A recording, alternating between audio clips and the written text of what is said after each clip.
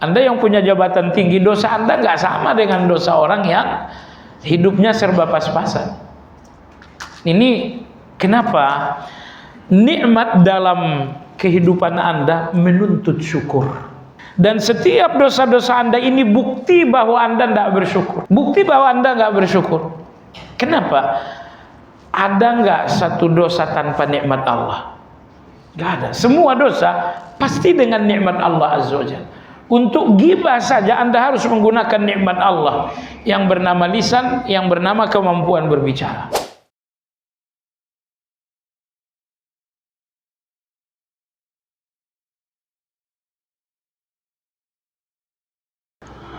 Alhamdulillah, nahmaduhu wa nasta'inuhu wa nastaghfiruh wa na'udzu billahi min shururi anfusina wa min sayyiati a'malina. Man yahdihillahu fala mudilla lahu wa man yudlil fala hadiya lahu. Wa ashhadu an la ilaha illallah wahdahu la syarika lahu.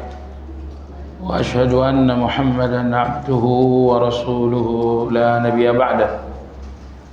Allahumma salli wa sallim ala Muhammad wa ala alihi wa ashabihi wa man ihtada bihadihi wa istanna bi sunnatihi ila yaumiddin. Ya ayyuhalladzina amanu ittaqullaha haqqa tuqatih wa la tamutunna illa wa antum muslimun. Kaum muslimin wal muslimat rahimakumullah. Kajian Madarijus Salikin pagi hari ini memasuki pembahasan perbedaan antara menghapus dan mengampuni. Menghapuskan dosa, nomor 2 mengampuni dosa. Di buku pada halaman 439 dan ringkasan insya Allah sudah disampaikan pekan lalu kepada jamaah sekalian. Imam Ibnu Qayyim rahimahullah berkata, menghapus atau kafarah dan mengampuni atau maghfirah. Jadi ini dua istilah yang oleh Allah selalu dihubungkan dengan dosa. Kafarah nomor 2 adalah maghfirah. Sama-sama tersebut dalam Al-Quran. Misalnya ayat 193 dalam surat Ali Imran. Allah Subhanahu wa taala berfirman, Rabbana faghfir lana dhunubana wa kaffir 'anna sayyi'atina wa tawaffana ma'al abrar. Faghfir lana dhunubana. Ampunilah dosa-dosa kami. Di sini disebutkan faghfir yang artinya maghfirah, yang artinya lagi mengampuni. Lalu faghfir atau maghfirah ini dipasangkan dengan dzunub, dosa-dosa kami.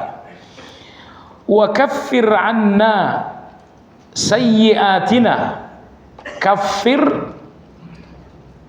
ini menjadi kafarah, hapuskan. Tetapi kafir atau kafarah ini dihubungkan oleh Allah dengan sayyi'ah. Nah, sehingga maghfirah dipasangkan oleh Allah dengan dzunub, mengampuni dipasangkan oleh Allah dengan dosa, lalu kafarah atau kafir dipasangkan oleh Allah dengan sayyi'ah alias kesalahan-kesalahan. Sehingga muncul perbedaan, muncul pertanyaan, apa perbedaan maghfirah dengan kafarah? Dan apa pula perbedaan antara dzunub dengan sayyi'ah? Imam Ibnu Qayyim berkata, penyebutan keduanya secara bersamaan berhubungan dengan dosa besar, yaitu dzunub, dan dosa kecil, yaitu sayyi'ah. Nah, jadi Al-Quran menyebutkan dosa dengan istilah zunub, juga dengan istilah sayyi'ah. Kalau Al-Quran menyebutkan dosa dengan istilah zunub, berarti yang dimaksud adalah dosa besar. Dan ketika Al-Quran menyebutkan dosa dengan istilah sayyi'ah, berarti yang dimaksud adalah dosa-dosa kecil. Nah, nanti akan ada pembahasan lagi tentang apa dosa besar dan apa dosa kecil. Kemudian dalil bahwa sayyi'ah adalah dosa kecil. Kenapa sayyi'ah kita sebut artinya adalah dosa kecil? Dalilnya adalah ayat 31 dalam surat An-Nisa. Allah berfirman, in tajtanibu kaba'ira ma tunhauna anhu nukaffir ankum sayyi'atikum wa nudkhilkum mudkhalan karima. Jika kalian menghindari dosa-dosa besar. Nah, di sini dosa besar diistilahkan dengan kabair. Berarti dosa besar disebut dengan zunub, disebut juga dengan kabair. In tajtanibu kabaira ma tunhauna anhu. Apabila kalian menghindari dosa-dosa besar yang dilarang atas kalian, nukaffir ankum sayyi'atikum, niscaya kami akan hapuskan kesalahan-kesalahan kalian. Wa nudkhilkum mudkhalan karima, dan kami pun akan memasukkan kalian ke tempat yang mulia. Karima, yaitu mulia, yaitu surga. Jadi coba kita lihat ayat ini. Allah berfirman, kalian lakukan satu hal, akan aku berikan dua hal. Lakukan satu hal, yaitu jauhi dosa-dosa besar. Jauhi dosa-dosa besar. Kalau kalian menjauhi dosa besar, maka pemberian Allah yang pertama, dosa-dosa kalian yang kecil akan dihapus. Lalu nomor dua, Allah akan memasukkan kalian ke dalam surga. Nah, apa yang menarik pada ayat 31 surat An-Nisa ini, perhatikan, terhapusnya dosa-dosa kecil dalam ayat ini bukan karena satu perbuatan baik yang dilakukan dalam bentuk perbuatan. Salat ini kebaikan dalam bentuk perbuatan. Umrah dan haji adalah kebaikan dalam bentuk perbuatan. Pada ayat 31 ini, terhapusnya dosa-dosa kecil dan masuknya ke dalam surga bukan karena satu kebaikan dalam bentuk perbuatan, tapi satu kebaikan dalam bentuk meninggalkan dosa besar. Karena meninggalkan dosa besar itu kebaikan juga, bukan? Kebaikan tapi bukan dalam bentuk perbuatan. Artinya kebaikan itu ada dua macam. Kebaikan dalam bentuk perbuatan, misalnya Anda salat, misalnya Anda puasa, misalnya Anda berzakat. Ini semuanya kebaikan-kebaikan dalam bentuk perbuatan nyata. Tapi kadang-kadang ada kebaikan tapi tidak bentuk perbuatan. Kebaikan itu hanya bersifat menahan diri. Nah, di sini dalam ayat ini, kalau kalian menahan diri dari dosa besar, menahan diri dari dosa besar tentu satu kebaikan, tapi bukan dalam bentuk perbuatan. Maka Allah Azza wa Jalla berfirman, kalian menjauhi dosa besar, satu kebaikan yang sesungguhnya tidak bersifat perbuatan, hasilnya apa? Nukaffir ankum sayyi'atikum. Niscaya dosa-dosa kalian yang kecil akan diampuni. Wa nudkhilkum mudkhalan karima, dan kami akan masukkan kalian ke dalam tempat yang mulia. Tempat yang mulia yaitu surga. Dinamakan tempat yang mulia karena di dalam tidak ada satupun yang tercela.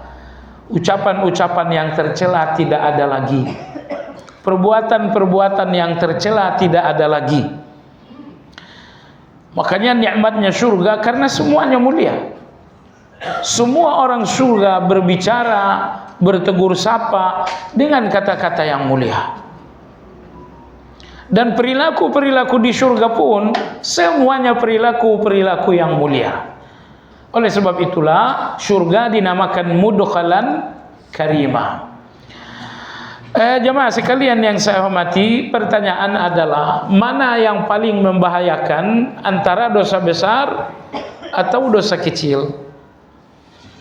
Anda jangan berpikir bahwa dosa kecil ini tidak bahaya. Kenapa? Karena dosa kecil ini apabila telah menjadi tumpukan, dia adalah dosa besar. Makanya dalam nasihatnya para ulama-ulama mengatakan, la kabaira ma'al istighfar wala saghaira ma'al istimrar. Tidak ada dosa besar kalau kita beristighfar, dan tidak ada dosa kecil kalau dilakukan terus-menerus. Jadi dosa kecil itu dinamakan dosa kecil kalau Anda melakukannya hanya satu kali. Adapun dosa kecil itu dilakukan berkali-kali, maka dia akan menjadi dosa besar dengan dua alasan. Alasan pertama, dilakukan berkali-kali tentu ini akan menjadi tumpukan dan membuatnya menjadi besar. Nomor dua yang lebih berbahaya, bahwa ketika dosa kecil ini Anda ulang, itu berarti Anda mengecilkan, itu berarti Anda meremehkan. Sebab kalau Anda melihat dosa kecil ini bahaya, Anda nggak mungkin mengulang, apalagi mengulang lagi. Tapi kalau dosa kecil ini kemudian diulang, pengulangan dosa kecil dengan penuh kesadaran menunjukkan bahwa Anda meremehkan dosa kecil. Nah, meremehkan dosa kecil membuat dosa kecil itu menjadi besar. Imam Ibnul Jauzi rahimahullah dalam kitab At-Tadhkiratu fil Wa'z, beliau mengatakan dosa kecil menjadi dosa besar disebabkan karena beberapa faktor. Pertama, karena dilakukan terus-menerus. Misalnya, katakanlah rokok itu dosa kecil, tapi sehari dilakukan bukan sekali, 2 bungkus satu hari. Kalau 2 bungkus tidak mungkin lagi dosa kecil itu, tetapi dosa besar karena Anda menumpuk dan meneruskan. Nomor 2, dosa kecil menjadi dosa besar karena diremehkan. Ini cuma dosa kecil saja. Meremehkan dosa, jamaah sekalian, ini ciri-ciri orang munafik dan ciri-ciri akhir zaman. Generasi para sahabat tidak ada yang meremehkan dosa kecil. Makanya Anas bin Malik radhiyallahu taala anhu mengatakan, di zaman Nabi sallallahu alaihi wasallam kami melihat dosa-dosa itu seperti gunung besar yang akan jatuh menghancurkan kami. Tiba-tiba datanglah kalian melihat dosa itu seperti seekor lalat, hanya dengan menggerakkan satu jari saja lalat dosa kecil itu akan terbang dan pergi. Oleh sebab itu jemaah sekalian, ada seorang tabi'in, beliau mengatakan dah ada dosa kecil, semua dosa adalah dosa besar. Insya Allah nanti akan kita temukan itu.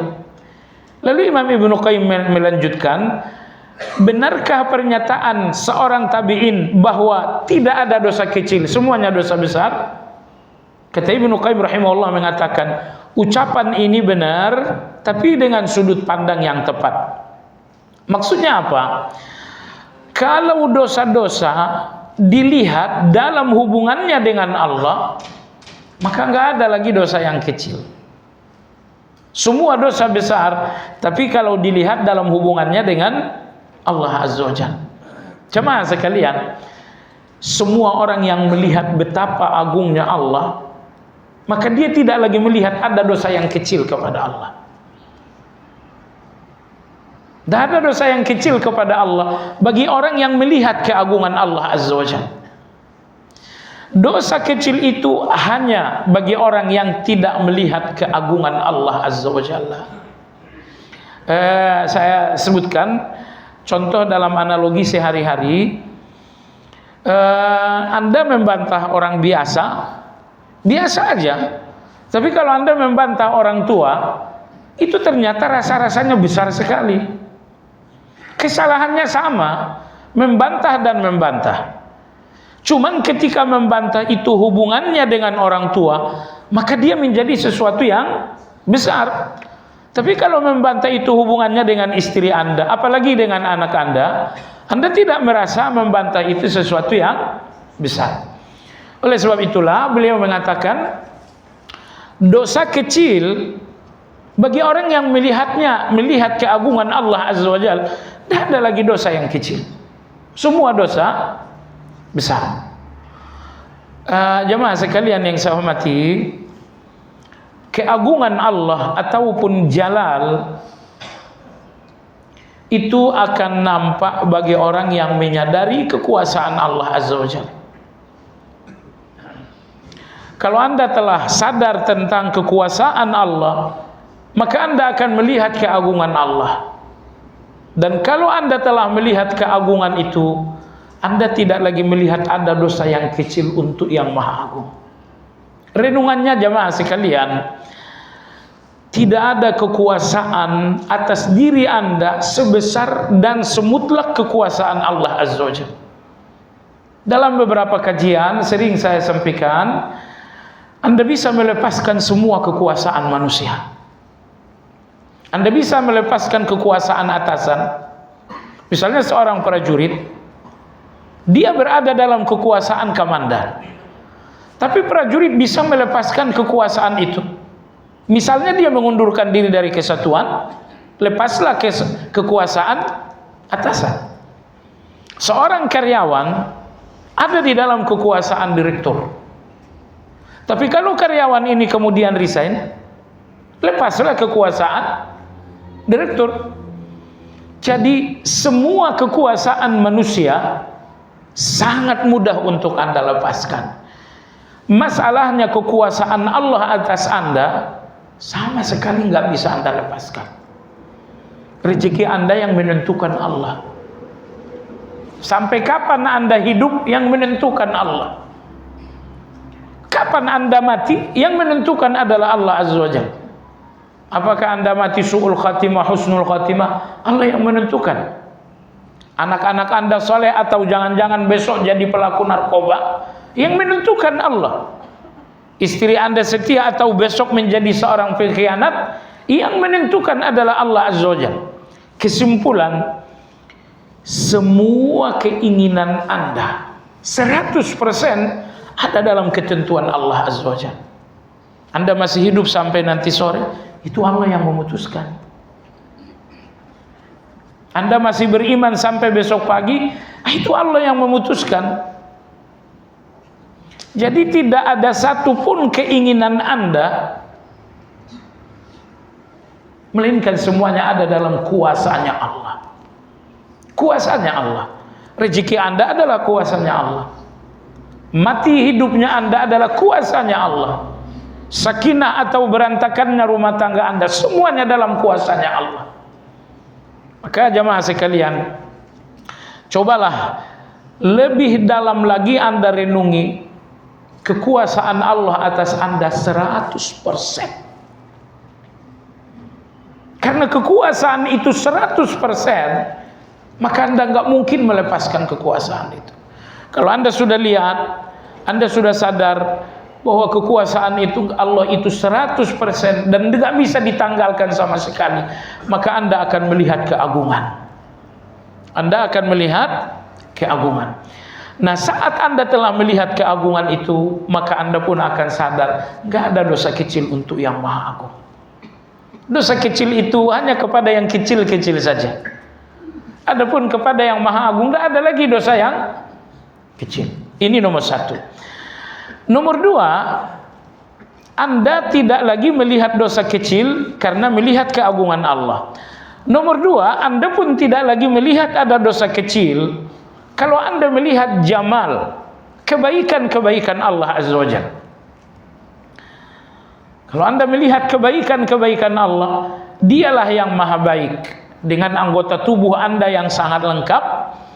Dialah yang maha baik dengan sepasang orang tua yang sangat mulia untuk Anda. Dialah yang maha baik dengan putra-putri yang saleh untuk Anda. Dialah yang maha baik bahwa pintu rezeki Anda adalah pintu yang halal. Dialah yang maha baik, dialah yang maha baik. Kalau Anda telah melihat kemahabaikan ini, Anda pun tidak lagi melihat ada dosa kecil kepada yang baik. Baiknya orang tua kita sebatas usia saja. Lebih dari batas usia selesai kebaikan orang tua. Tapi kebaikan Allah Azza wa Jalla, jauh sebelum kelahiran Anda, Allah telah memulai kebaikan itu. Ketika misalnya lahirlah sepasang orang tua, Allah menjaga dan menyehatkan orang tua. Allah memberikan orang tua kita hidayah. Ini semuanya Allah persiapkan untuk Anda yang lahirnya mungkin puluhan tahun yang akan datang. Jadi walhasil, semua kebaikan manusia ada batasnya. Kebaikan kantor tempat kerja batasnya sampai Anda tidak pensiun. Begitu Anda udah pensiun, kebaikan itu kemungkinan akan selesai. Kebaikan gak pernah selesai untuk Anda adalah kebaikan Allah Azza wa Jalla. Ditidur, dibangun Anda, kebaikan itu gak berhenti. Ditidur Anda, satu-satunya kebaikan untuk Anda, kebaikan Allah Azza wa Jalla. Maka ada jalal, yaitu keagungan Allah. Ada jamal, yaitu kebaikan-kebaikan Allah Azza wa Jalla.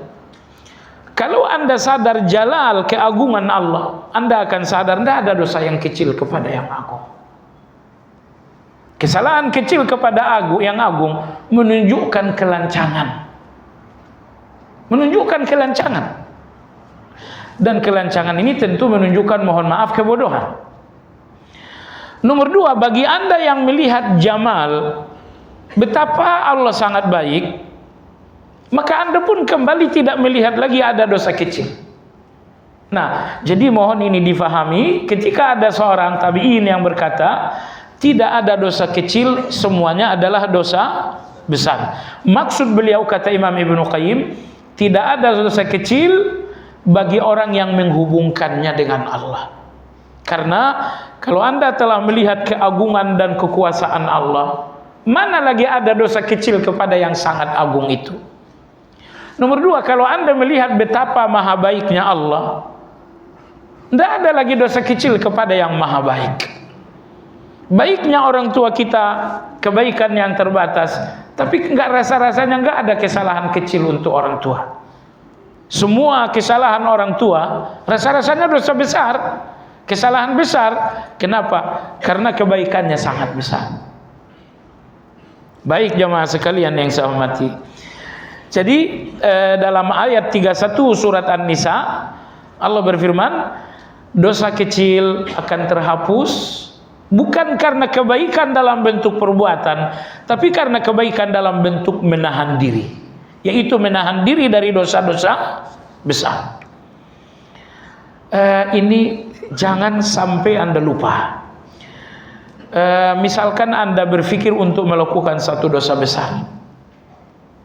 Anda berpikir untuk melakukan satu dosa besar.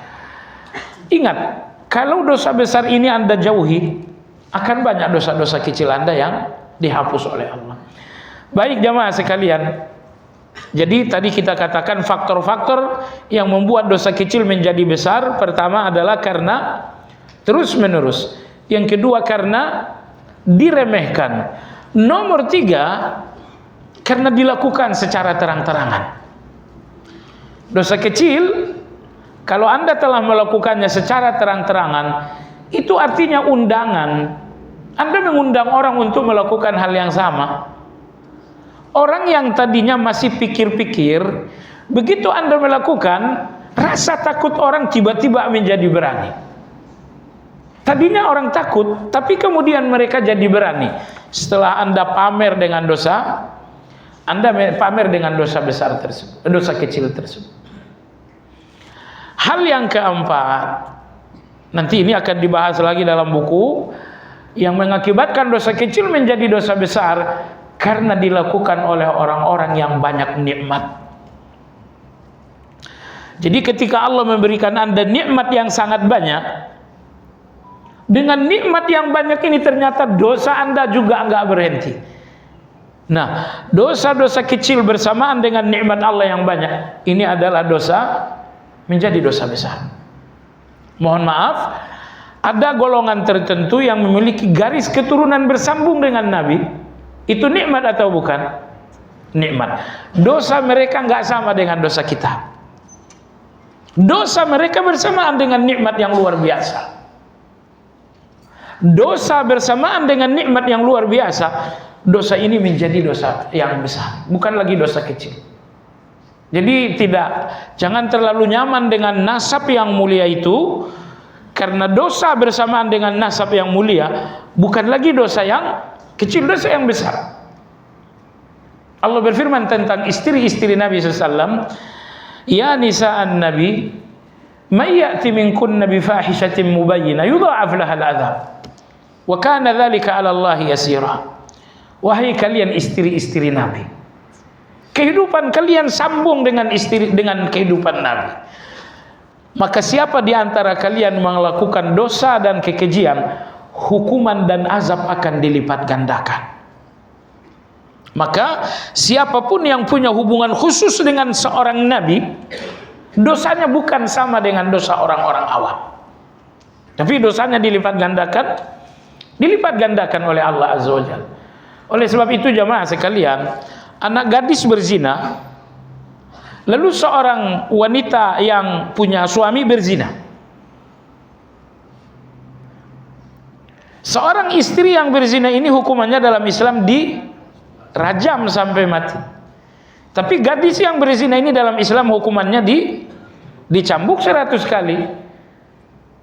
Zina, nggak beda, ini sama-sama zina dua-duanya. Tapi kenapa hukuman untuk wanita yang telah berkeluarga lebih besar? Karena Allah telah memberinya nikmat rumah tangga. Allah telah memberinya nikmat pernikahan. Ternyata dengan nikmat rumah tangga, dengan nikmat pernikahan, dia masih saja melakukan perbuatan keji. Maka hukumannya berbeda dengan gadis yang memang Allah belum berikan nikmat pernikahan. Nah, maka oleh sebab itu, penyebab keempat, dosa menjadi dosa besar, dosa kecil menjadi dosa besar apabila dilakukan ahlun ni'mah, apabila dilakukan oleh orang-orang yang memiliki nikmat. Anda yang punya uang banyak, Anda yang punya jabatan tinggi, dosa Anda nggak sama dengan dosa orang yang hidupnya serba pas-pasan. Ini kenapa nikmat dalam kehidupan Anda menuntut syukur. Dan setiap dosa-dosa Anda ini bukti bahwa Anda tidak bersyukur. Bukti bahwa Anda nggak bersyukur. Kenapa? Ada nggak satu dosa tanpa nikmat Allah? Nggak ada. Semua dosa pasti dengan nikmat Allah Azza wa Jalla. Untuk ghibah saja Anda harus menggunakan nikmat Allah yang bernama lisan, yang bernama kemampuan berbicara. Baik jamaah sekalian. Jadi inilah 4 hal yang membuat dosa kecil menjadi dosa besar. Berikutnya pertanyaan lagi jamaah sekalian, manakah yang lebih membahayakan antara dosa kecil atau dosa besar? Tidak begitu gampang untuk mengatakan dosa besar lebih berbahaya daripada dosa kecil. Kenapa? Pertama, karena dosa besar biasanya disertai dengan rasa takut, disertai dengan rasa malu. Sehingga jemaah sekalian, dosa besar disertai dengan rasa malu, disertai dengan rasa takut, dosa besar ini akan turun atau bahkan menjadi hapus. Karena Anda tahu rasa takut itu menghapus dosa besar. Ataupun rasa malu kepada Allah, ini pun akan mengurangi atau menghapus dosa besar. Jemaah sekalian, segampang itukah dosa besar hilang dengan rasa malu, dengan rasa takut kepada Allah? Jamaah sekalian yang saya hormati, fahami sebaik-baiknya, kebaikan paling dahsyat menghapus dosa-dosa Anda adalah kebaikan dalam bentuk ibadah-ibadah hati. Jadi ada ibadah-ibadah lahiriah dalam bentuk ucapan, dalam bentuk perbuatan, tapi ada ibadah-ibadah hati. Di dalam agama kita jamaah sekalian, tidak ada kebaikan sedahsyat ibadah hati menghapuskan dosa-dosa. Tidak ada itu. Makanya Nabi kita bercerita seorang pelacur dihapus dosanya karena sedekah kepada anjing. Sebenarnya bukan sedekah itu yang menghapuskan dosa itu. Tapi wanita ini ketika bersedekah, dia mengatakan, hari ini akan kulakukan sesuatu sebagai cintaku kepada Allah. Qadarullah, Allah buka hatinya saat itu betul-betul sedang mencintai Allah. Lalu sedekah kepada anjing ini sedekah yang kecil, lebih kecil lagi karena untuk anjing. Tapi bagaimanapun wanita ini melakukannya karena cinta. Maka hapuslah dosa tadi. Nah, begitu juga dengan seorang laki-laki tukang bongkar makam. Dihapus oleh Allah dosa-dosanya bukan karena satu kebaikan, sholat, jihad, bukan, tapi karena dalam hati ada rasa takut kepada Allah Azza wa Jalla. Atau misalnya seorang laki-laki sepanjang hayat tidak pernah melakukan kebaikan, kata Nabi. Tidak pernah sholat, tidak pernah berjihad, nggak ada kebaikan sama sekali. Cuman selalu menghapuskan hutang orang lain. Dan setiap kali menghapuskan hutang, dia mengatakan, semoga Allah menghapuskan dosa-dosa kita. Ini namanya berharap. Ini namanya optimisme. Dan di depan Allah, dosa-dosanya semuanya dihapus oleh Allah. Jadi pelacur, dosanya dihapus oleh Allah dengan ibadah hati yang bernama cinta. Si tukang bongkar makam, dosa-dosa sepanjang hayat dihapus oleh Allah dengan khauf, rasa takut. Nomor 3, seorang laki-laki sepanjang hayat nggak pernah berbuat baik, itu artinya berdosa. Diampuni oleh Allah karena harapan kepada Allah Azza wa Jalla. Makanya jamaah sekalian, jangan sampai Anda tertipu. Tertipu bahwa Anda merasa kebaikan-kebaikan lahiriah ini menghapus dosa lebih dahsyat daripada kebaikan-kebaikan hati. Tidak. Hati Anda yang ikhlas, hati Anda yang tawakal, hati Anda yang takut kepada Allah, itu semua pembersih-pembersih dosa yang sangat luar biasa. Maka saya tegaskan sekali lagi, kalau ada yang bertanya, kebaikan jenis apakah yang paling luar biasa menghapus dosa? Jawabannya adalah kebaikan-kebaikan dalam bentuk ibadah hati. Kebaikan-kebaikan dalam bentuk ibadah hati ini sangat dahsyat menghapuskan dosa. Nah, jadi kita kembali kepada ayat 31 dalam surat An-Nisa.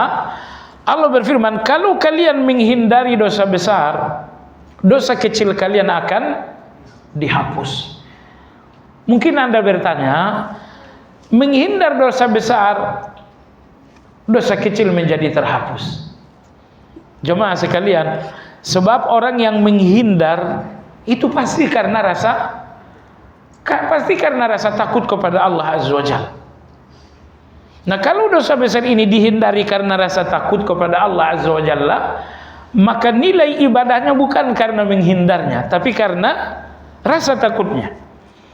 Karena bisa aja orang menghindari dosa karena melindungi kehormatan. Saya nggak boleh korupsi, nanti apa kata orang. Ini menghindari dosa besar, tapi bukan dengan rasa takut kepada Allah Azza wa Jalla. Tetapi dia menghindari dosa besar untuk melindungi nama baik.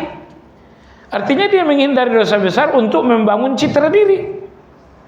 Nah, jadi oleh sebab itu, kalau ayat 31 tadi mengatakan dosa kecil kalian dihapus apabila kalian menghindari dosa besar. Lalu pertanyaan, di mana nilai menghindari dosa besar itu sehingga dosa kecil menjadi hapus? Nilainya karena di dalam menghindari dosa besar terdapat rasa takut kepada Allah Azza wa Jalla. Dalam hadis riwayat Abu Hurairah radhiyallahu anhu, hadis sahih riwayat Bukhari Muslim, satu dari 7 orang yang akan dinaungi pada hari kiamat oleh Allah Azza wa Jalla adalah seseorang yang menemukan peluang untuk berbuat zina. Kata Nabi, wa rajulun da'athu imra'atun zat mansibin wa jamal. Ada seorang laki-laki yang diajak berzina oleh seorang wanita yang cantik dan dari kalangan atas. Karena cantik itu dari kalangan atas beda dengan cantik dari kalangan bawah. Cantik bawah itu perawatan kurang. Tapi kalau cantiknya kelas atas, itu perawatan sebulan saja 20 juta. 1 bulan itu. Jadi kata Nabi, ada seorang laki-laki diajak berzina oleh seorang wanita yang cantik dari kalangan atas. Tiba-tiba laki ini mengatakan, inni akhafullah. Keberanian saya hilang karena takut kepada Allah. Subhanallah. Apabila dosa besar itu Anda jauhi semata-mata karena takut kepada Allah Azza wa Jalla, dosa-dosa kecil ini semuanya dihapus oleh Allah Azza wa Jalla. Baik. Nah, padahal tadi kita sudah sampaikan bahwa dosa-dosa kecil tidak lebih enteng dan dosa-dosa besar seringkali bukan bahaya. Maka tadi kita katakan dosa besar bersamaan dengan rasa takut akan hilang. Tapi dosa kecil Anda tanpa rasa takut ini nggak hilang sama sekali. Jadi sekali lagi, jangan lagi berpersepsi dosa kecil itu tidak berbahaya, dosa besar itu berbahaya. Ini persepsi enggak sebetulnya betul. Karena kalau dosa besar bersamaan dengan rasa takut itu justru akan hilang. Tapi dosa kecil di mana tidak ada rasa takutnya, ini justru tidak akan hilang. Baik. Kita lanjutkan.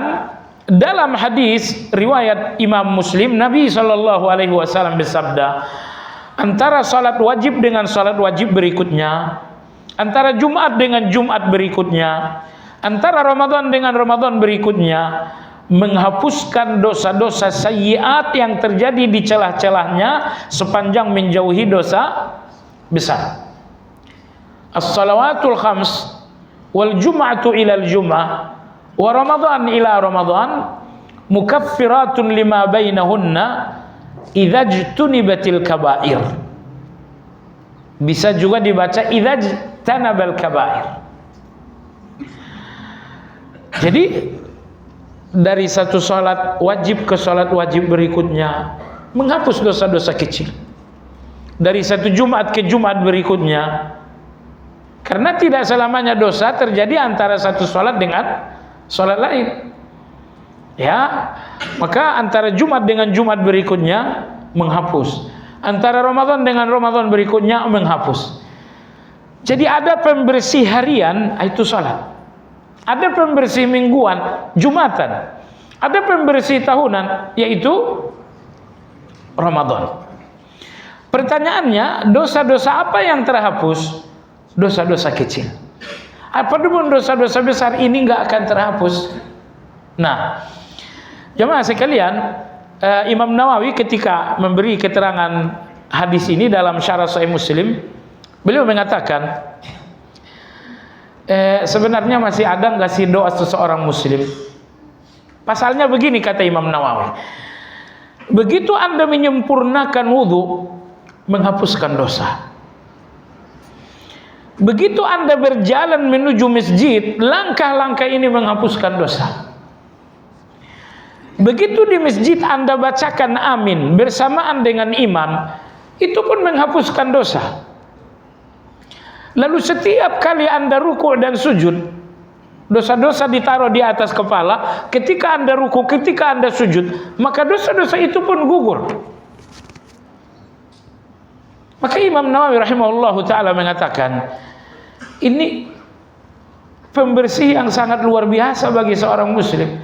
Anda kalau istiqamah salat wajib saja berjamaah, Ada orang yang sangat bersih insyaallah ta'ala. Makanya kita kalau melihat orang yang salat wajib, apalagi berjamaahnya istiqamah, kita sangat optimisme terhadap orang ini akan selamat di depan Allah Azza wa Jalla. Karena wudunya menghapus dosa, langkah-langkahnya menuju masjid menghapus dosa. Begitu ia takbir, semua dosa ditaruh di atas kepala. Setiap ruku, setiap sujud semuanya gugur. Begitu ia bacakan amin bersamaan dengan imam, itu pun menghapus dosa. Apalagi setelah sholat kemudian dia istighfar, hapus lagi dosanya.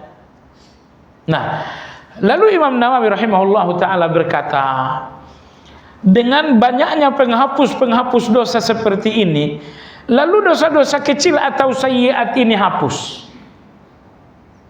Kata Imam Nawawi rahimahullah, maka dosa-dosa besar diharapkan akan terhapus. Selanjutnya Imam Nawawi rahimahullah ta'ala mengatakan, apabila dosa kecil telah terhapus, dosa besar juga terhapus, sementara orang ini masih melakukan ini semuanya, wudu, ke masjid jalan kaki, sholat berjamaah dan lain-lain, dosa kecil sudah hapus, dosa besar sudah hapus, apalagi yang dihapus kalau semuanya udah hapus? Kata Imam Nawawi rahimahullah, penghapus-penghapus ini akan berubah menjadi derajat, akan berubah menjadi poin. Jadi kalau poin Anda dalam kebaikan, poin Anda misalnya 70 poin saja Anda punya poin dalam kebaikan, maka penghapus kalau tidak menemukan dosa lagi, penghapus ini akan naik menjadi derajat, akan naik menjadi poin. Sehingga kalau derajat Anda dalam kebaikan, poin Anda dalam kebaikan sebanyak 70 poin, akan naik menjadi 71, akan naik menjadi 72, dan selanjutnya. Demikianlah Imam Nawawi rahimahullah memberikan jawaban. Saya ulangi, kalau penghapus-penghapus ini telah menghapuskan dosa kecil, diharapkan dia akan menghapus dosa besar. Nah, kalau dosa besar juga sudah terhapus, maka penghapus-penghapus ini semuanya akan menjadi derajat. Penghapus-penghapus ini semuanya akan menjadi poin.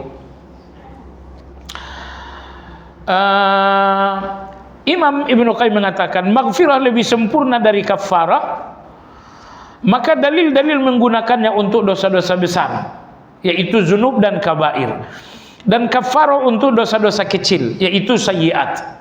Kenapa? Karena maghfirah berarti perlindungan dan penjagaan, dan kafarah berarti merahasiakan dan menghilangkan. Jadi kafarah merahasiakan dan menghilangkan. Tapi kalau maghfirah itu mengandung arti melindungi. Melindungi. Jadi kalau Allah berikan maghfirah itu berarti terlindungi. Terlindungi dari keburukan dosa di dunia dan di akhirat. Nah, karena asal arti maghfirah ini dari kata mighfar. Mighfar ini adalah helm yang digunakan tentara dalam peperangan. Jadi bapak-bapak kita dari pasukan tentara atau pasukan polisi anti huru-hara, mereka menggunakan helm. Helm khusus dalam serangan, ini dalam bahasa Arab dinamakan mighfar. Kalau helm naik motor tuh bukan. Ya. Helm perang ini dinamakan dengan mighfar. Baik. Perhatikan apa fungsi dari mighfar ini. Pertama menutupi, yang kedua melindungi. Itulah fungsi dari mighfar. Maka kalau Allah memberikan maghfirah, berarti Anda memberikan Anda dua hal. Pertama, Allah menutupi sehingga dosa-dosa ini enggak terbongkar, dan yang kedua Anda terlindungi sehingga dosa-dosa ini tidak lagi menjadi hukuman. Jadi falsafah dari maghfirah ini luar biasa. Saya ulangi, karena maghfirah diambil dari mighfar yang artinya helm perang, yang fungsinya ada dua, menutup, melindungi. Maka kalau Allah telah memberikan Anda maghfirah, berarti Anda memberikan Anda penutup sehingga dosa ini tidak terbongkar. Nomor dua, Allah memberikan Anda perlindungan sehingga dosa ini tidak lagi menjatuhkan Anda ke dalam hukuman dunia dan akhirat. Nah, oleh sebab itulah maghfirah ini oleh Allah diberikan untuk zunub, untuk dosa besar. Adapun kafarah ini hanya sekedar penghapus saja.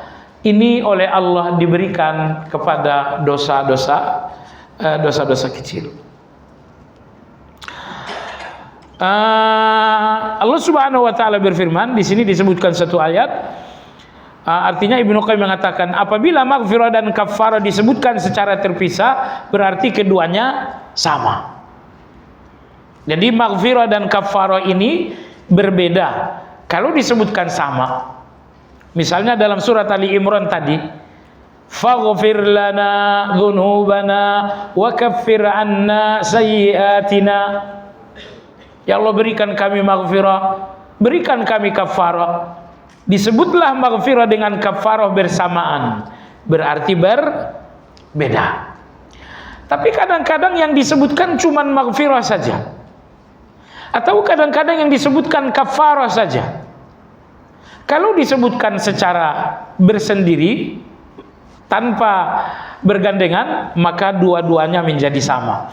Misalnya dalam ayat 2 surat Muhammad, Allah Subhanahu wa taala berfirman, "Walladzina amanu wa 'amilus shalihat wa amanu bima nuzzila ala Muhammadin wa huwal haqqu mir rabbihim." Orang-orang yang beriman lalu beramal saleh, kemudian beriman kepada apa yang diturunkan kepada Muhammad, dan itu adalah kebenaran, kaffara anhum sayyi'atihim wa aslaha balahum. Niscaya Allah akan menghapus dosa mereka dan memperbaiki keadaan mereka. Dalam ayat ini hanya disebutkan kaffara, tidak disebutkan maghfirah. Kalau disebutkan cuma satu, berarti sama dengan maghfirah. Ibnu Qayyim mengatakan penjelasan ini menyingkap rahasia dalam hadis bahwa Nabi mengatakan sakit, nomor 2 gelisah, nomor 3 letih, yang kemudian tertusuk duri, ini semuanya merupakan kafarah. Jadi kata Nabi SAW, sakit Anda, gelisah Anda, kemudian letih Anda, lalu Anda tertusuk duri, kata Nabi, ini semuanya kafarah. Artinya ini semuanya penghapus dosa kecil. Mohon hadis ini difahami baik-baik, bahwa sakit kita menghapus dosa, kemudian gelisah kita menghapus dosa. Nomor 3, letih kita menghapus dosa. Keempat, tertusuk duri, makan ikan gitu, tertusuk duri ikan, itu menghapus dosa. Apa maksud Nabi? Nabi SAW ingin jangan melihat yang lahiriah agar kita enggak sakit. Sakit itu lahiriah, jangan lihat sakitnya, lihat bahwa Anda sedang dibersihkan. Ketika Anda gelisah misalnya, Anda jangan fokus dengan gelisah itu, lebih fokuslah bahwa ternyata Allah sedang membersihkan. Letih misalnya, letih itu ya namanya juga letih. Anda jangan fokus dengan letihnya, tetapi lihatlah bahwa Allah sedang menghapus. Nah, ada satu ucapan tabi'in, beliau mengatakan ada dosa yang memang enggak dihapus oleh Allah kecuali dengan kegelisahan. Lebih lanjut lagi beliau mengatakan terkhusus kegelisahan terhadap anak. Karena kegelisahan saya tentang saya itu lebih kecil daripada kegelisahan saya tentang anak. Saya kira Anda setuju kan? Anda punya masalah, anak Anda sedang masalah. Anda gelisah di sini 2 kali. Tapi manakah gelisah yang lebih besar? Gelisah Anda atas urusan Anda atau gelisah Anda atas keadaan anak? Gelisah kita tentang keadaan anak lebih besar daripada gelisah kita tentang kita. Maka ada satu riwayat dari seorang tabi'in bahwa ada dosa yang memang gak dihapuskan oleh Allah kecuali dengan kegelisahan itu. Nah, sehingga kalau Anda sadar gelisah Anda adalah deterjen yang menghapus dan membersihkan dosa, mestinya gelisah ini tidak lagi gelisah. Nah, beberapa hari lalu saya kirimkan postingan ke beberapa grup ucapan Imam Ibnu Hazm dalam kitab Al-Akhlaq Wassiyar. Kata Imam Ibnu Hazm, saya berpikir mendalam apa yang menjadi kesepakatan semua manusia, lintas agama, lintas usia. Apa yang menjadi kesepakatan semua manusia? Beliau mengatakan kesepakatannya satu: bagaimana agar jangan sampai gelisah. Agama apapun mengatakan gimana caranya biar nggak gelisah. Manusia usia berapa tahun pun mengatakan gimana caranya biar nggak gelisah. Jadi kesepakatan semua manusia jangan sampai gelisah. Masalahnya, kata Imam Ibnu Hazm rahimahullah, ada yang menghilangkan gelisah itu dengan cara macam-macam. Ada yang mencoba belajar sepintar-pintarnya agar tidak gelisah. Padahal belajar itu hanya menghilangkan kebodohan dan tidak menghilangkan kegelisahan. Ada juga yang berusaha agar tidak gelisah dengan cara kekayaan. Saya kaya, saya nggak gelisah. Ibnu Hazm mengatakan kekayaan itu hanya menghilangkan kemiskinan, bukan menghilangkan kegelisahan. Ada juga yang berpikir saya akan menjadi penguasa. Kalau saya jadi penguasa saya nggak gelisah lagi. Ibnu Hazm mengatakan kekuasaan itu hanya menghilangkan kelemahan dan tidak menghilangkan kegelisahan. Akhirnya kata Ibnu Hazm, yang menghilangkan kegelisahan itu sebetulnya cuma satu. Apa itu? Iman. Hanya iman yang menghilangkan kegelisahan itu. Nah, pasalnya ketika Anda melihat sakit Anda dengan iman, ya, Anda tidak melihat sakit Anda dengan bapernya Anda. Percaya jamaah sekalian, musuh besar Anda namanya baper Anda, itu musuh. Jadi Anda nggak mau melihat sakit Anda ini dengan baper, tapi Anda melihat, saya punya iman, kenapa saya nggak lihat sakit ini dengan iman? Ternyata ketika Anda melihat sakit Anda menggunakan iman, yang nampak bahwa dosa Anda sedang hapus, bahwa derajat Anda sedang naik, sehingga sakit ini tidak lagi gelisah. Nah, begitupun dengan gelisah gitu ya. Ketika Anda melihat gelisah Anda dengan baper, gelisah yang tadinya nilai 10, tapi kalau Anda gunakan bapernya Anda, gelisah nilai 10 ini tiba-tiba menjadi gelisah nilai 70. Jangan sekalian, Allah udah berikan Anda iman, gunakan iman itu untuk melihat segalanya. Tapi ketika Anda melihat gelisah Anda dengan iman, iman mengatakan, ini gelisahmu ini menghapus dosa. Sehingga setiap hari kamu semakin bersih, semakin bersih, semakin bersih. Ini gelisahmu ini sedang dinaikkan kedudukan. Dan setidaknya jemaah sekalian, orang-orang yang sedang gelisah hatinya bersih. Anda tahu kenapa? Karena di dalam hati yang gelisah itu isinya tawaduk. Di dalam gak ada takabur sama sekali.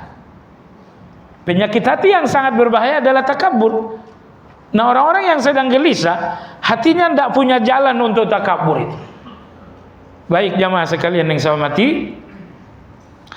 Nah, jadi Imam Ibnu Qayyim rahimahullah taala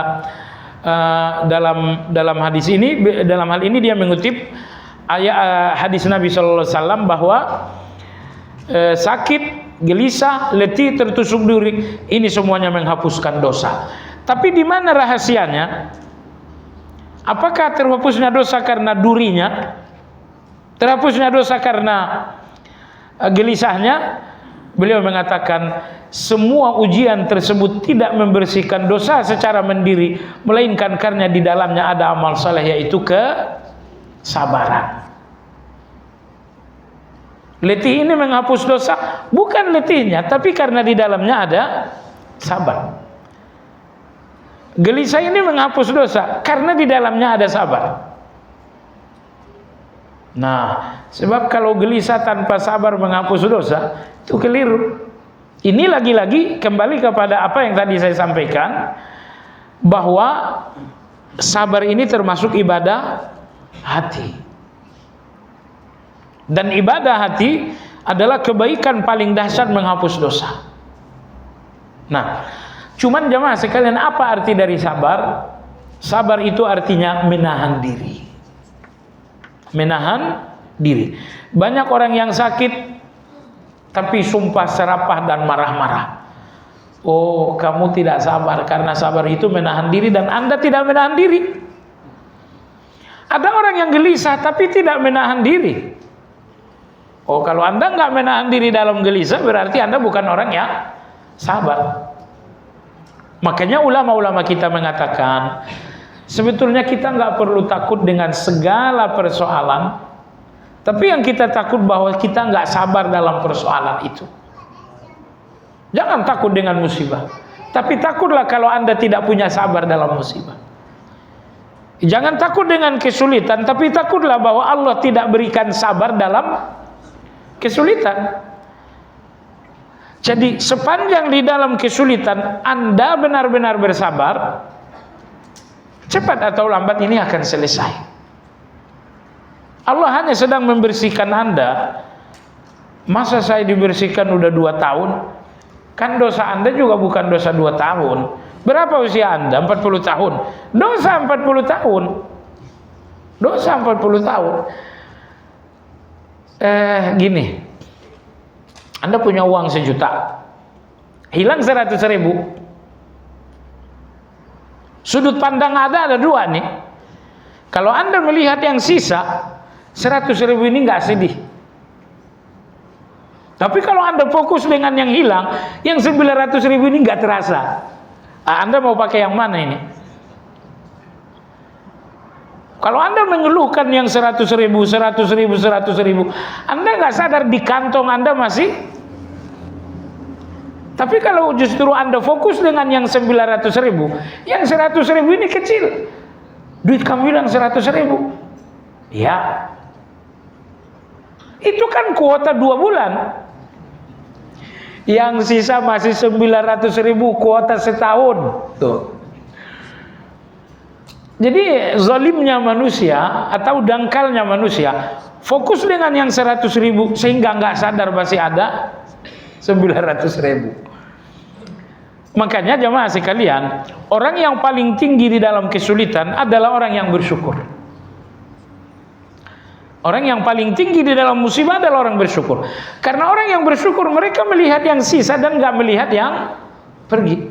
Anak saya wafat 1, tapi sisa 3. Orang-orang yang syukur itu melihat ini masih sisa, sehingga dia tidak banyak menghabiskan pikiran untuk yang pergi. Nah, itu syukur. Tapi kalau Anda bukan tipe orang yang syukur, Anda nggak melihat yang sisa ini, sehingga Anda fokus dengan yang hilang. Jadi perhatikanlah jamaah sekalian, kalaupun Allah menguji Anda dalam satu masalah, tapi dalam banyak masalah Allah memberikan Anda nikmat. Lihat nikmat yang banyak ini agar musibah ini menjadi semakin kecil. Baik, insya Allah yang akan datang adalah hukum taubat yang ke-14, yaitu di antara 2 taubat. Demikian, semoga kajian ini berkah dan manfaat. Bagi Anda yang bertanya, dipersilakan. Bagaimana diketahui bahwa manusia kemampuannya terbatas, lemah dan banyak keluh kesah? Bagaimana batas keluh kesah hamba Allah yang masih diperbolehkan menuntut syariat, dan bagaimana kiat-kiat menghindari keluh kesah? Jemaah sekalian, Anda tidak dilarang keluh kesah. Anda dalam agama nggak melarang Anda keluh kesah. Agama ini hanya memerintahkan Anda agar menempatkan keluh kesah itu di tempat yang pas.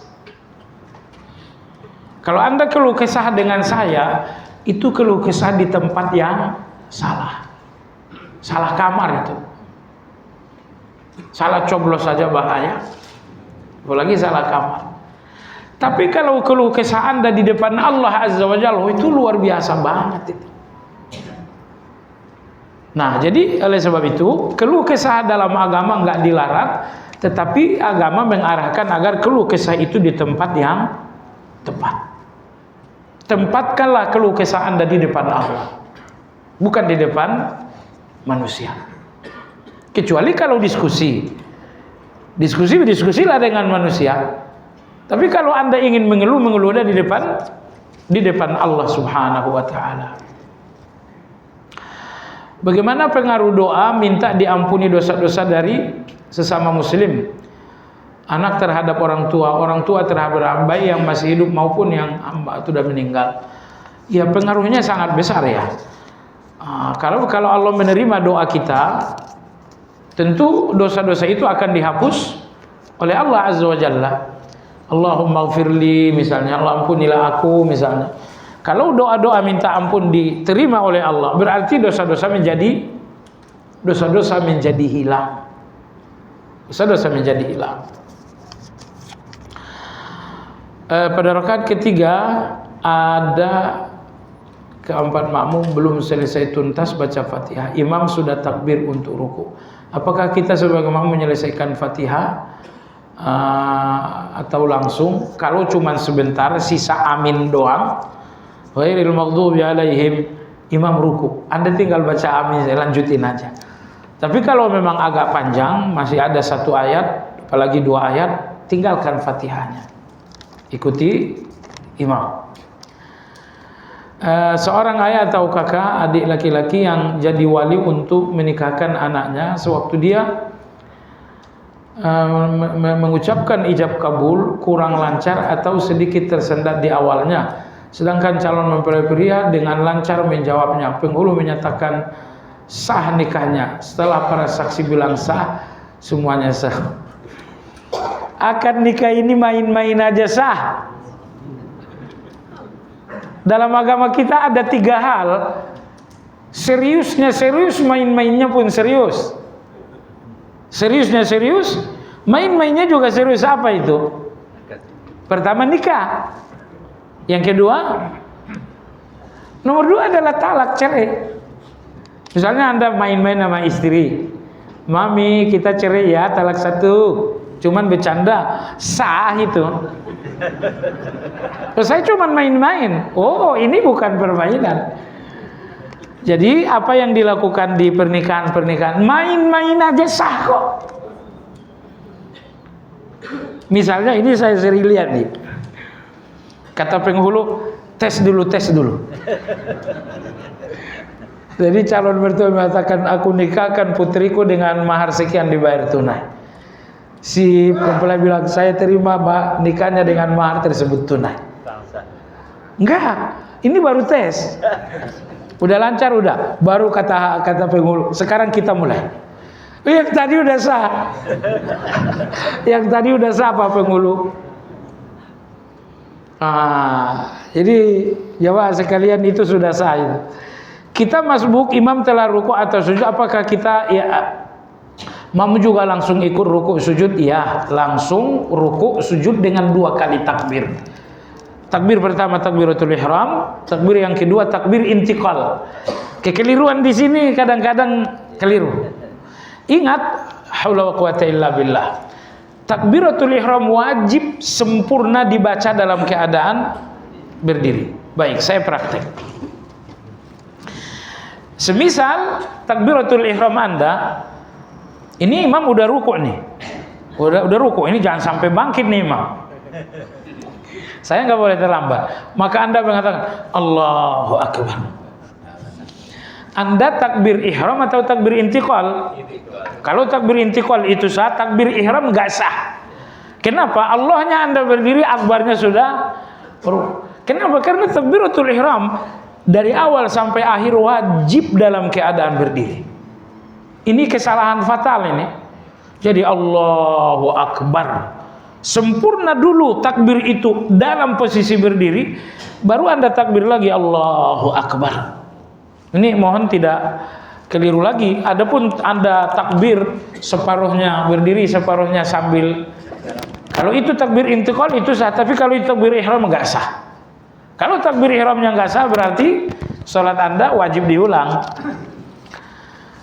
Gimana yang berlalu? Yang berlalu biar berlalu. Kalau Anda selama ini belum tahu, mudah-mudahan diampuni. Mengapa dalam surat At-Tarim ayat 8 Allah memanggil orang yang beriman untuk bertaubat, bukan memanggil kepada manusia atau muslim? Bukankah orang beriman lebih dari sekedar Islam? Karena Allah ingin mengatakan bahwa taubat itu adalah iman. Enggak sempurna iman kalau tidak bertaubat.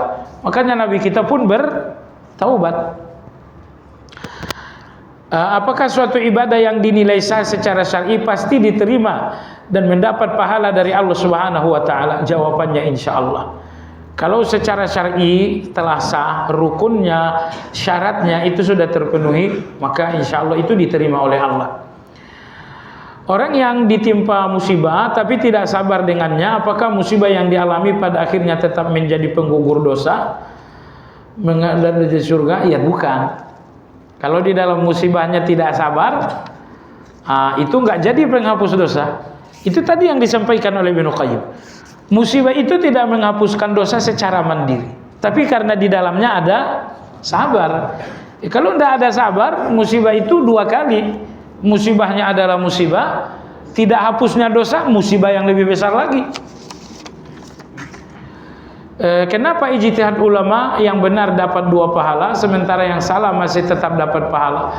Padahal ijtihad yang salah itu menyesatkan umat yang menyebabkan pelakunya dapat dosa jariah.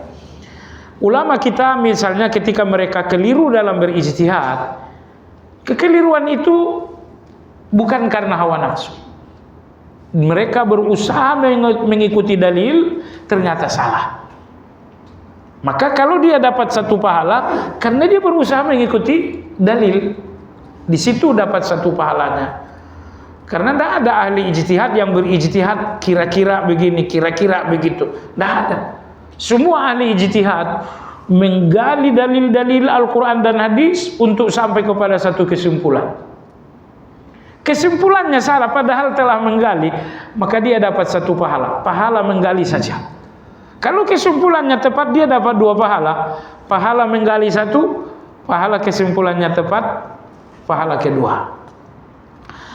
Padahal itu bisa menyesatkan orang. Enggak, itu enggak menyesatkan orang. Karena kalau orang mengikuti kekeliruan seorang ulama, orang ini tidak berdosa. Karena orang awam dituntut untuk taklid kepada orang yang ahli ijtihad. Nah, kalau Anda taklid kepada ahli ijtihad, misalnya dia keliru, Anda nggak berdosa. Sebagai contoh, ijtihad halalnya musik yang dilakukan salah seorang ulama kontemporer, kenapa masih mendapatkan 1 pahala untuk ijtihadnya? Ini persoalan musik lagi udah selesai ya. Kalau dia berusaha mengikuti Imam Ibnu Hazm aja lah. Kalau orang-orang belakangan ini sulitlah untuk dikatakan mereka berijtihad. Karena kadang-kadang kejujuran hati manusia itu hanya Allah yang tahu. Di antara ulama yang membenarkan musik adalah Imam Ibnu Hazm. Subhanallahil azim, tanpa Anda pikir, seorang tokoh tasawuf, beliau imam yang mulia, Imam Ghazali rahimahullah, beliau juga membenarkan musik. Beliau membenarkan musik. Dan beliau membenarkannya menggunakan kaidah yang sangat kuat. Mau saya kasih tahu kaidahnya? Saya mau nanya. Musik ini ibadah atau bukan? Ibadah atau bukan? Jangan malu-malu kucing. Musik ini ibadah atau bukan? Bukan. Kalau bukan ibadah berarti hukum asalnya apa? Baik. Hukum asalnya boleh. Dan hukum asal ini tidak bisa dihilangkan kecuali dengan dalil yang jelas. Dan dalil yang jelas menurut Ibnu Hazm nggak ada. Kalau tidak ada dalil yang jelas, maka hukum musik tetap di hukum asal. Bagaimana dengan hadis Bukhari? Oh, bagi saya itu hadis bermasalah. Masalahnya A, B, dan C. Jadi dengan demikian, selevel Ibnu Hazm menghalalkan musik bukan untuk syahwat manusia. Beliau menghalalkan musik karena beliau mengkaji dalil yang mengubah hukum dasar ini. Bagi beliau dalil yang dhaif. Ayat-ayat Al-Quran, semua ayat Al-Quran tidak ada yang definitif mengharamkan musik. Jadi dalil yang mengharamkan musik itu hanya satu, yaitu hadis yang diriwayatkan Bukhari secara mu'allaq. Akan datang nanti di belakang hari orang yang menghalalkan musik, menghalalkan zina, menghalalkan minuman keras. Nah, Ibnu Hazm ketika menyimpulkan musik halal karena beliau tidak melihat hadis ini dhaif. Kalau yang sekarang menghalalkan musik alasannya karena ini ya enak gitu kan. Katanya enak gitu. Hawa nafsu. Ini menghalalkan, ini menghalalkan. Yang ini menghalalkan karena hadisnya tidak sahih. Padahal hadis itu sahih. Bukhari meriwayatkannya secara mu'allaq, tapi Nasai meriwayatkannya secara mausul. Baik. Nah, jadi ini dua orang yang menghalalkan tapi dengan motif yang berbeda. Yang pertama menghalalkan karena hadisnya tidak kuat, maka dia menghalalkan dengan kaidah. Nomor dua menghalalkan ya karena hawa nafsu, karena dia sendiri pemain gitu kan. Nah, maka di grup saya nih, kawan-kawan alumni kita dulu di pesantren selama 6 tahun, kita masih ada grup. Kawan-kawan ini diskusi ya musik. Saya bilang kita ini kan mazhab Syafi'i, nggak usah ikut Adi Hidayat, Ustadz Adi Hidayat, nggak usah ikut Ustadz yang lain, ikut aja mazhab Syafi'i selesai. Jangan sampai dalam musik tiba-tiba rubah mazhab. Jangan sampai dalam musik tiba-tiba berubah mazhab. Karena alat musik ini jamaah sekalian, ada yang ditiup. Alat musik itu ada 3. Ada yang ditiup, ada yang dipetik, ada yang ditabuh. Udah? Mazhab Syafi'i mengharamkan yang ditiup dan dipetik, tapi dalam mazhab Syafi'i alat musik yang ditabuh boleh. Maka saya katakan kepada grup teman-teman semua, jangan pindah mazhablah dalam musik ini. Pertahankan saja mazhab imam kita yang mulia, Imam Syafi'i. Dalam mazhab Syafi'i, alat musik dibagi 3. Yang dipetik, yang ditiup, yang ditabuh. Lalu beliau membenarkan yang ditabuh dan mengharamkan yang 2. Udah, komitmen aja jadi mazhab Syafi'i. Anda komitmen enggak? Apakah orang yang selesai melakukan salat fardu kemudian dilanjutkan zikir pagi petang sudah mencukupi bahwa orang itu? Yang terakhir saya ingin kasih tahu bagi Anda gitu ya. Ini musik ini silang sengketa, boleh tidak boleh.